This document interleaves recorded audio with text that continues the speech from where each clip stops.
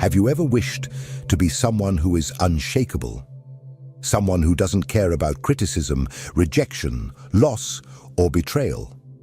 Have you ever dreamed of the day when you will finally stop feeling that silent pain, that anguish that eats you up inside, even when you pretend to be fine on the outside? Maybe you're tired of trying to please everyone, of maintaining an image that requires strength all the time, when in reality, all you wanted was to rest, just for a moment, from the pressure of being untouchable. But let me tell you something that perhaps no one has had the courage to say. As long as you try to avoid pain, it will continue to control you. As long as you try to numb yourself, to protect yourself, to hide, you will remain a hostage to everything that happens around you, to the words that hurt you, to the actions that disappoint you, to the silences that kill you inside. And this is not weakness. This is the reality for most people. The difference is that some pretend better than others. Carl Jung, one of the greatest names in depth psychology, said that we are not what happens to us, but what we choose to become. And that's where the key lies. It's not about shielding yourself from the world. It's not about becoming cold, indifferent, or untouchable. It's about integrating. It's about bringing to light everything that currently affects you in the dark. Because true strength is not the absence of pain, but the full awareness of who you are, even when you are bleeding. If you've made it this far, it's not by chance. This video is for you who are tired of hurting yourself with everything and everyone. It's for you who feel that you are always at an emotional disadvantage, as if other people have a power over you that you don't understand. I want to show you that it doesn't have to be this way, but for that, you will have to face some truths that may hurt.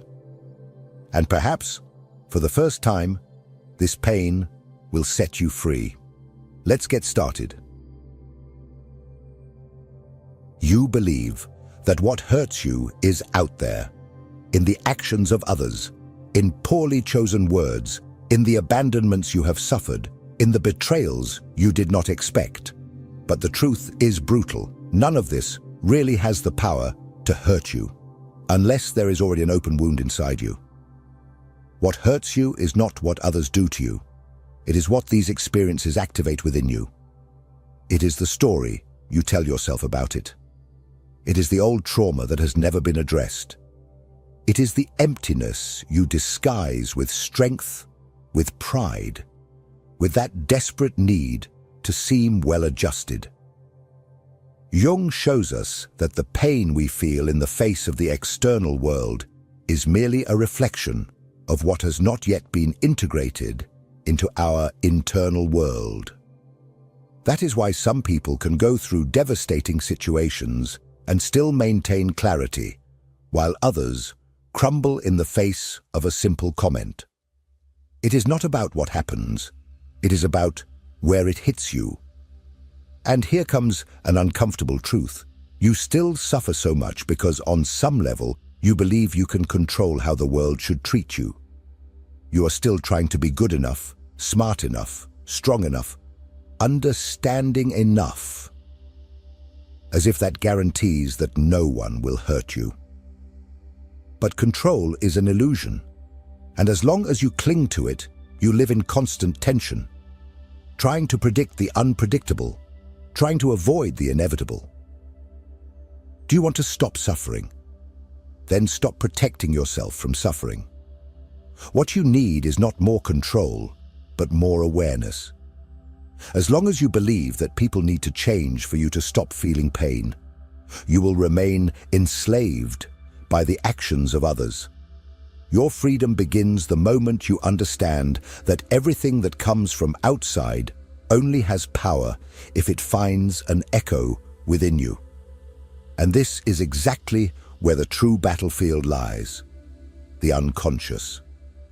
What you do not see, do not understand, and do not master, masters you.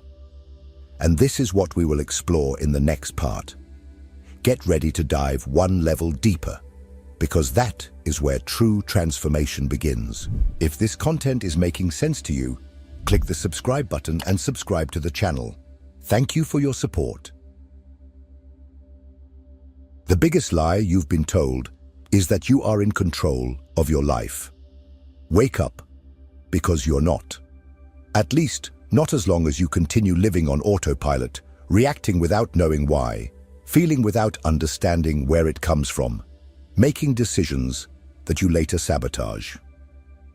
Carl Jung made this clear when he said, "Until you make the unconscious conscious, it will direct your life, and you will call it fate." And that is exactly what is happening to you right now. The pain you feel, the anger that explodes out of nowhere, the sadness that invades you without explanation. None of this is random. They are messages coming from parts of you that have been forgotten, ignored, repressed. Jung referred to this dark territory as the unconscious. And it is not just a cloud of vague thoughts. It is an active force, an entire system of memories, traumas, desires, and fears that you do not want to face, but that continue to decide what you feel and how you act. You wonder why certain words destroy you while other people don't care. Because those words touch sensitive points within you that are still alive. And if they are alive, it is because you have never confronted them. You have only pushed them under the psychological rug, and now you keep tripping over them. Jung said, "We cannot change anything until we accept it. Condemnation does not liberate, it oppresses." And what have you been doing?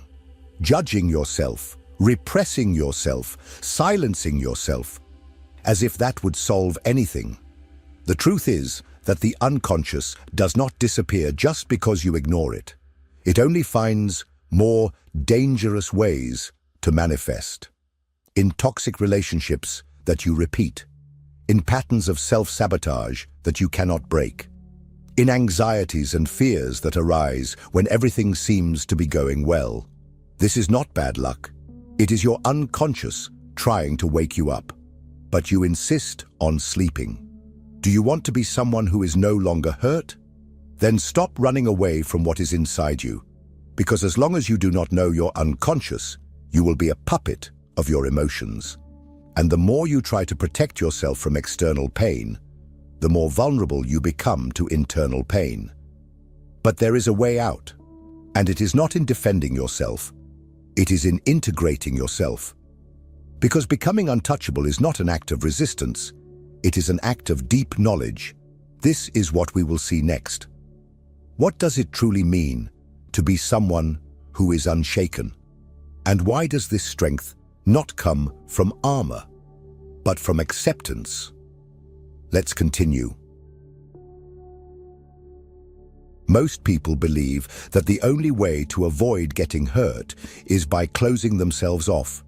They build walls, create masks, develop emotional armor, and pretend that nothing affects them. They say, "I don't care anymore, I couldn't care less, nothing gets to me."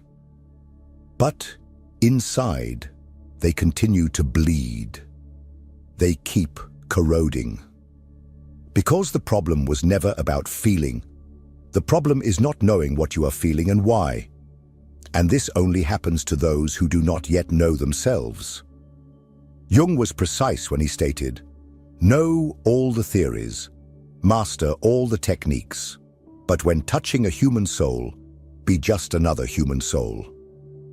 And that human soul you insist on hiding behind a strong, invulnerable, controlled character. It is screaming to be seen. Becoming emotionally strong has nothing to do with being cold. It has nothing to do with ignoring pain, avoiding conflict, or pretending not to care.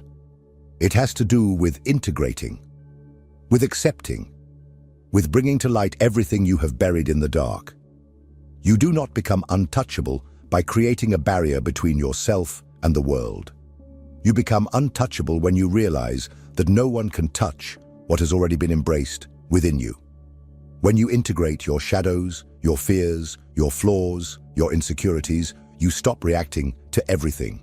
You observe, you choose. You are no longer an emotional puppet. And that is true freedom. Jung called this individuation, the process of becoming who you really are.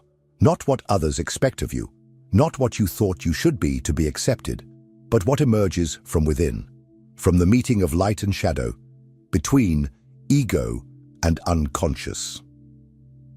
Individuation is not a process of perfection, Jung said, but of integration. You do not need to become a better person. You just need to become whole. And here is the secret that no one told you. The more you run from pain, the more it chases you. The more you try not to be affected, the more fragile you become. But when you face your own wounds, when you accept who you are, with all that is beautiful and ugly, noble and shameful, nothing outside has the power to dismantle you. However, this path requires courage. Courage to look within. Courage to abandon the masks. Courage to feel. Because it is precisely in pain that the key to transformation is hidden. And that is what we will discover in the next part. How suffering, far from being an enemy, can become the gateway to your true strength. Let's dive deeper, and this time, without fear. You learned to hate pain. Since you were little, you were taught that suffering is a sign of weakness, that crying is a waste of time, that feeling too much makes you vulnerable, and so you began to run, to avoid, to deny. But the more you flee from suffering, the more it chases you. And the worst part, it changes form. It disguises itself as anxiety, anger, apathy, boredom, self-destructive impulses that you don't even understand where they come from. Ignored pain does not disappear. It just digs tunnels inside you until one day, without warning, everything collapses. Jung saw suffering in a completely different way. He believed that pain was the messenger of the soul, the alarm of the unconscious, the language that the self, what you are in your entirety, uses to get your attention. He said, "Depression is like a lady in black. If she appears, don't push her away. Invite her to sit down, offer her a coffee, and listen to what she has to say. But you don't listen. You silence yourself, distract yourself, keep yourself busy, numb yourself. You do everything to avoid looking at what really matters. What is this pain trying to show you? The truth is that suffering only hurts so much because you are still at war with yourself. There is still a part of you wanting to grow and another part wanting to keep everything as it is. There is something inside you that cries out for transformation, but your ego, accustomed to control, tries to suffocate that call. And it is in this friction that pain is born. Because change hurts, growth hurts. Letting go of old beliefs, cutting toxic ties, allowing what no longer serves you to die. All of this is a mourning, an internal process of death and rebirth. But it is precisely in this space of ruin that something new can be born. Because when everything in you is deconstructed, when certainties crumble, when pain lays bare your vulnerability, you can finally see who you really are without the layers of protection, without the performance, without the mask. And at that exact point, suffering becomes sacred. Because it brings you to your knees before the only thing that can set you free, yourself. Jung knew this. He understood that suffering is not a failure of the system. It is part of the process. Pain is not the end of the road. It is the beginning of the journey towards individuation. The problem is that most people give up before crossing that dark valley. They flee, they distract themselves, they return to the surface. But not you. If you have made it this far, it is because you are ready to cross. And in the next part, we will understand how this crossing process happens, how the path of individuation, no matter how lonely and brutal it may seem, is what finally sets you free. Let's continue. It's getting deeper now. Few people have the courage to begin the journey of individuation, and even fewer have the courage to complete it. Because this path does not promise comfort, does not offer guarantees, does not protect your ego, it destroys it. Jung referred to individuation as a process of becoming who you are. But this means, above all, unlearning what you think you are. And that hurts more than any external rejection, because you start to realize that much of what defined you until now was an illusion. You are not your achievements. You are not your traumas. You are not the image you constructed to be loved, respected, or admired. All of this was what you created to survive. But surviving is not living, and individuation is life's call beyond survival. It is when the unconscious begins to push everything that has been repressed, hidden, and distorted to the surface. Individuation requires the dissolution of the persona, Jung wrote, for it is merely a mask of collective convenience. In other words, you will need to tear off your own skin to discover what lies beneath. It is in this process that you begin to become untouchable. Not because nothing affects you anymore, but because you have already gone through the fire. You have faced your monsters. You have looked into the eyes of your shame, your neediness, your anger, and said, "I see you, and you no longer control me." It is this internal clarity, this lucidity in the face of your own darkness, that gives you a strength that does not depend on approval, recognition, or control. You no longer need to be loved by everyone.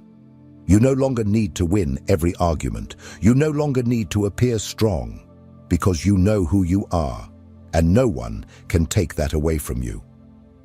True emotional armor is not a shell, it is a core. It is the integration of all your parts into a center of consciousness that remains unshaken in the face of storms.